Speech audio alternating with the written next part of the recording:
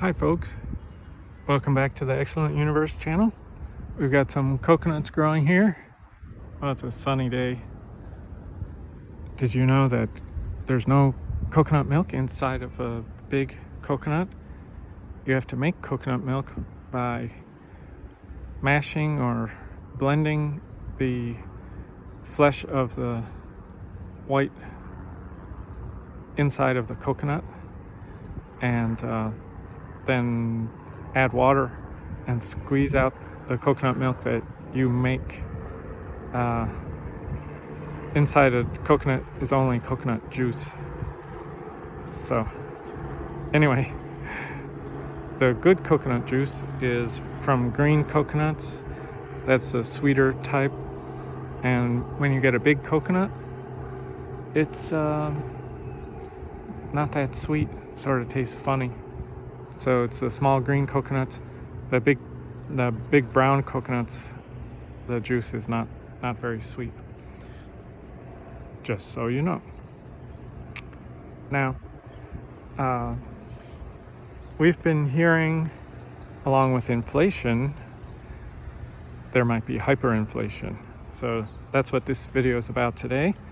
And as I said, welcome to the Excellent Universe channel. You can click the thumbs up button, subscribe, comment please, and let's get on to talk about hyperinflation.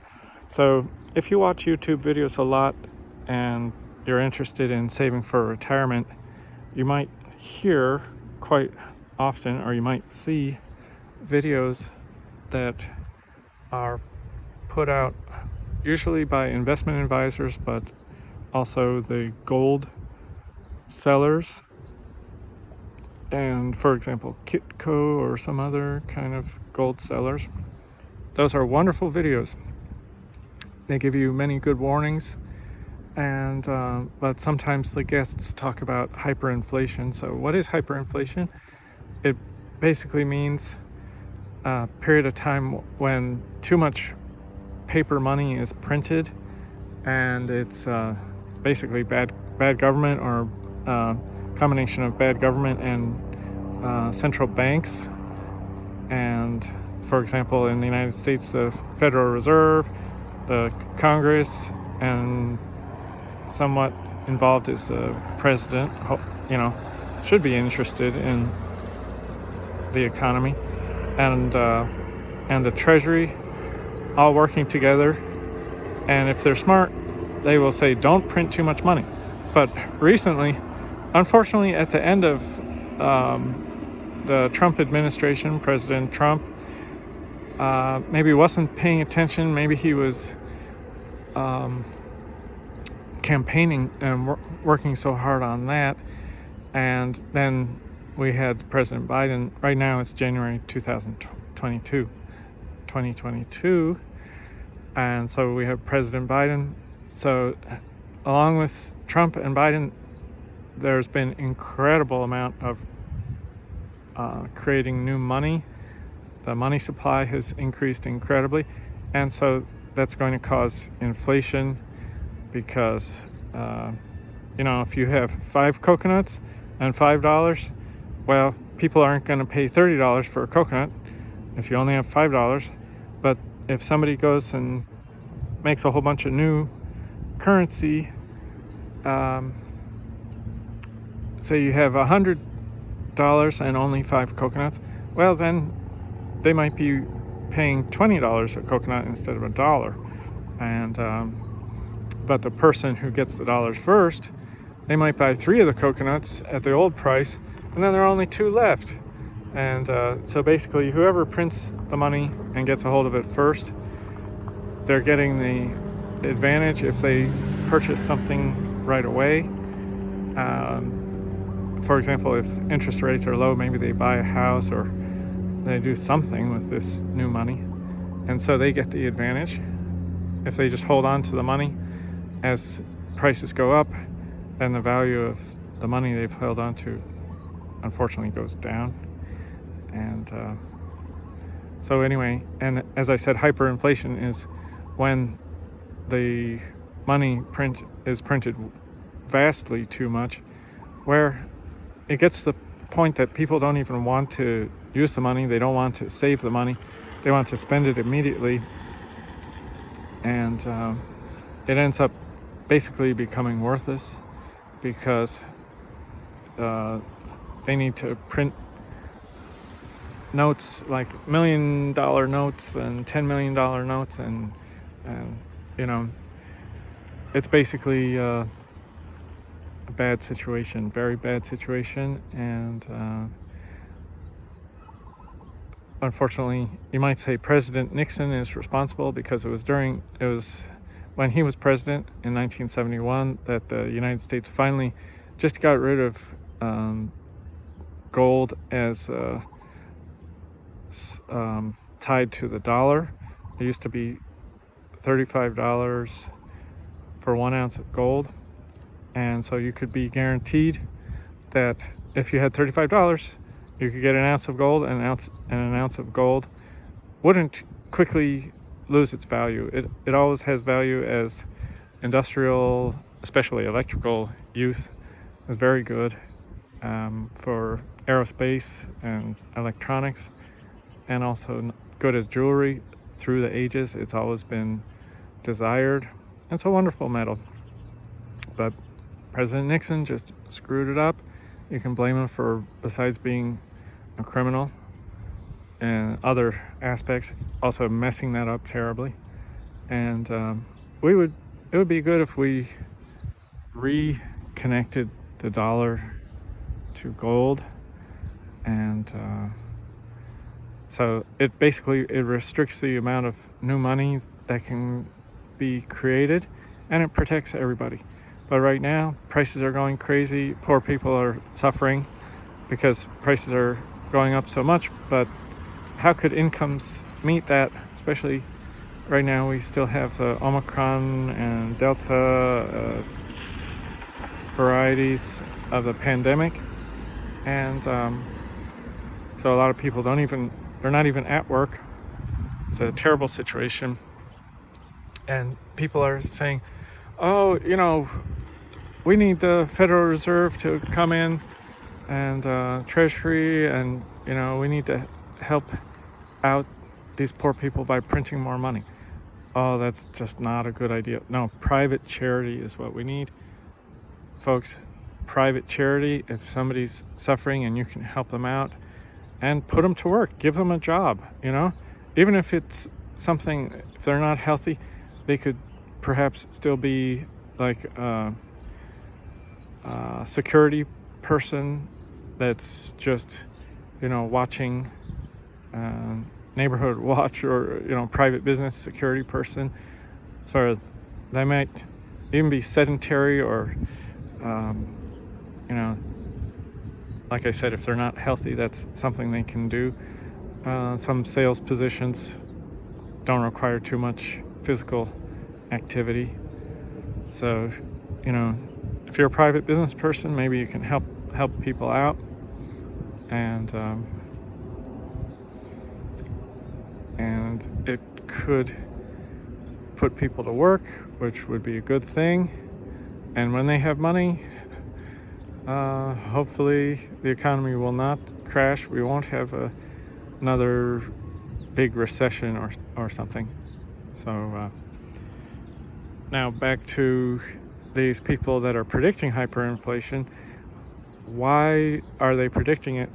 Well, in the past, if you consider all different governments, any paper currency, now we have, of course, digital currency, electronic currency, but in the past, any paper currency has eventually been inflated into worthlessness, and then they had to replace it.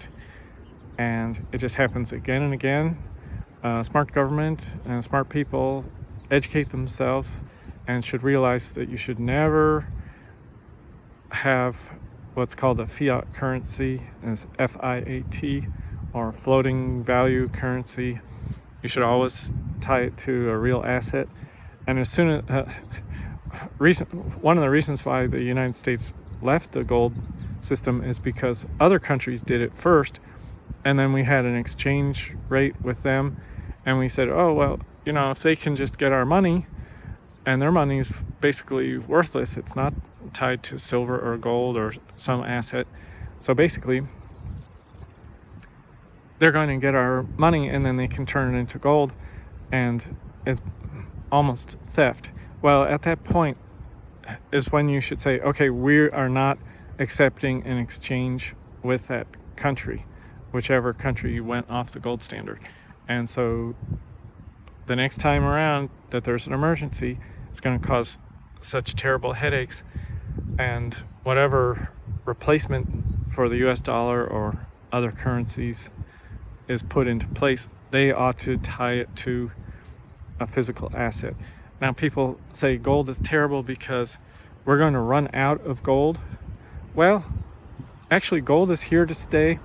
Now, we may run low on easily accessible new gold in the ground. That is true. But it just shows that we need to have basically stop our crazy overpopulation. We need to get down to around 1 billion people and just use the gold that we have. And we could get up to a point where we have enough. We have a stable, just like a neighborhood could have a stable population or reduce its population, you could have the world have a stable or reduced population, always gradually and peacefully, I might add, through natural causes and reducing the birth rates. So I tell people, don't have too many children, have one or two children, or don't have children. But please, anybody that says, well, I'm going to have 12 children and, I don't care what anybody else thinks, well, you're causing the problem. You just have to try to fight nature, which maybe human beings have evolved to reproduce. Obviously, if we didn't do that, we wouldn't be here. And so you just have to say, well, I'm going to use my free will and overcome the natural impulses, and I'm just going to have 2 children or 1 child. Maybe I'm not a fit parent, I'm not married, I don't, some other reason, I'm not financially capable of raising a child, then you should not have children. Okay, so none of these, don't have children that you're expecting you're just going to have somebody else pay for or have the government pay for, and cause trouble for everybody, including yourself. No.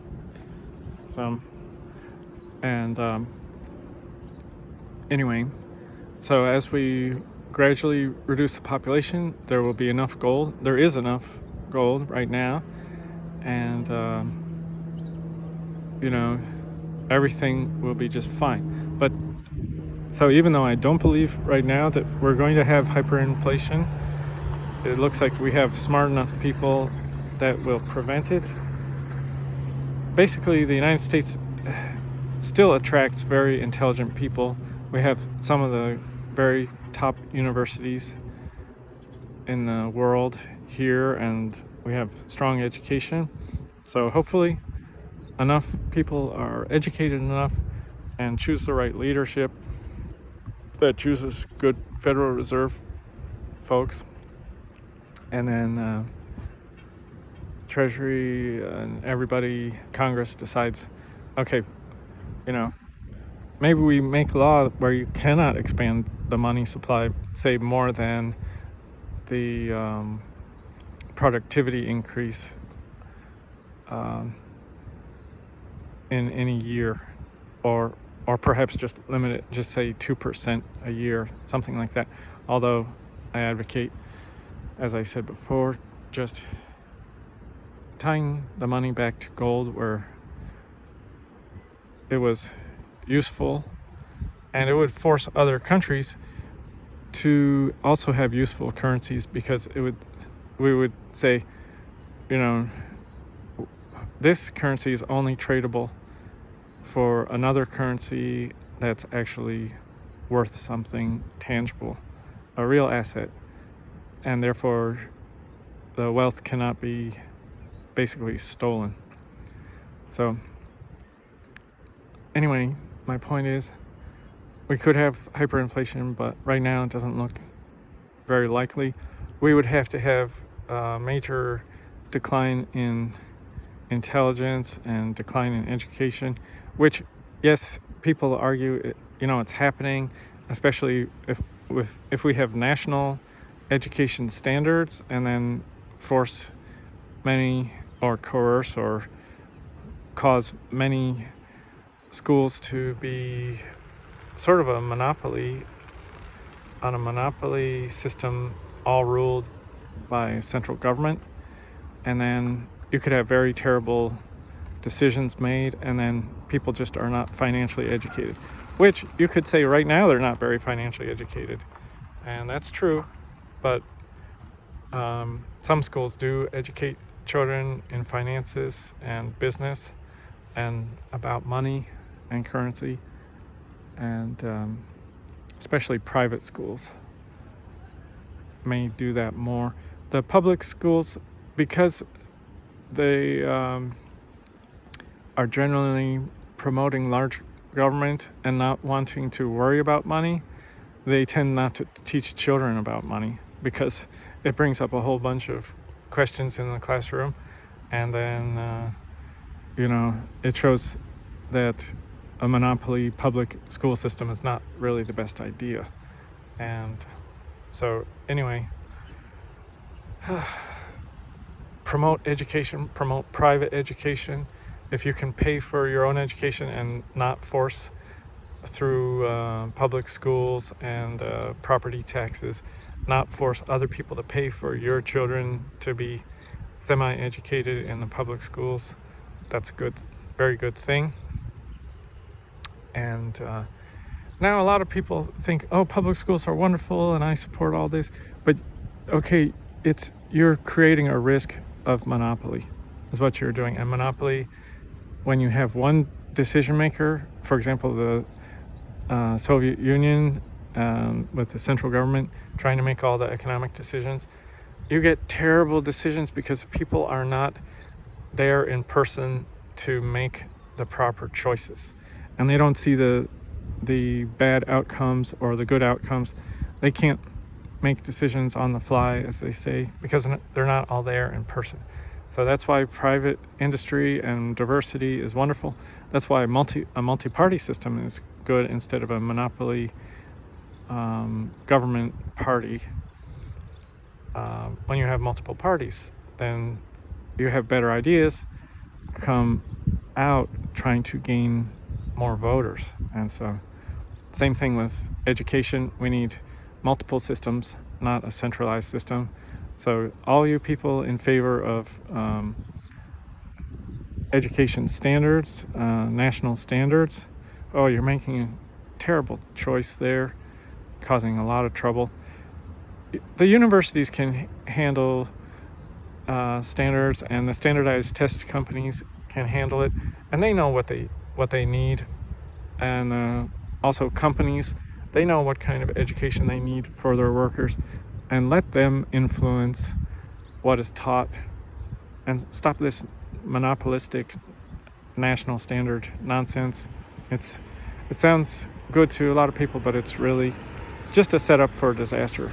Just like having a central bank monopoly, Federal Reserve, it's a setup for disaster, because if you have bad leadership, it's your only alternative. You just have that dollar.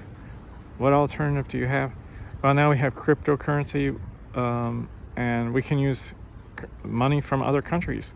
And if the United States dollar really goes down, people will start using their euro, or maybe the Chinese yuan, or something else, Japanese yen. Who knows what might be used besides the dollar? And the dollar could crash in value, and so much, billions, maybe trillions of dollars of value will be lost, and people will maybe become poor, bankrupt, and have all sorts of trouble in their lives, all because of this hyperinflation and centralized banking. And I might also mention that even Thomas Jefferson and other early founders of the country knew centralized banking was very dangerous. It causes a lot of interest, the banking interest, to have just way too much power in the country and in the world. And so the United States government should basically use silver and gold, and frankly that's in the Constitution, that that's the way it should be. You can look into it, Google it yourself, don't take my word. I'm not a financial advisor, but thank you very much for listening. And here are the coconuts. You might need to grow and harvest some of your own coconuts. Grow your own garden if we have a major financial trouble. And we've been headed toward major inflation recently due to the Federal Reserve and the Treasury and the government, everybody being all in, printing money like crazy, getting the wealthy richer and causing the poor to be poor, in the name of, well, we're helping out the economy. They say we want to avoid a stock crash by just printing money and giving it away. Well, that's causing huge problems. It's a short-term injection. It's like some kind of short-term stimulus, and they even call it a stimulus, like a shot of caffeine or some illegal substance. And then there's a long-term addiction and suffering, and then withdrawal symptoms and so on. So it's just bad. So be worried about hyperinflation, and yeah, it could happen, but it doesn't look like it's going to happen right now. But inflation is bad enough. What we have right now is already terrible. It's already a disaster, and a super disaster is like hyperinflation, and it could come. So be very careful and just talk about these issues. Please share the video, and it's going to help everybody out. And just smarten up, especially smarten up the young children that are in public schools. Let them know private schools are often much better, and they need to realize they're not learning everything they need to have a good life and a healthy economy into the future. So thanks for listening. Take care now. Bye.